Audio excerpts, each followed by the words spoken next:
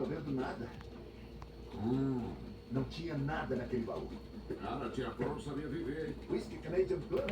Isso estava embaixo da cama. Assim eu também. Ainda tá cheio. Olha essa cadeira de foto. Os únicos fantasmas Squonky. das farras da tia Flor.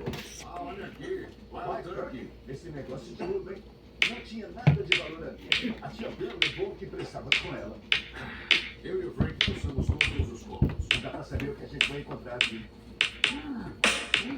Uma visita como essa, você respira bem e dedica tempo, mesmo que sejam horas e horas. Viu alguma coisa, Frank? Isso é loucura.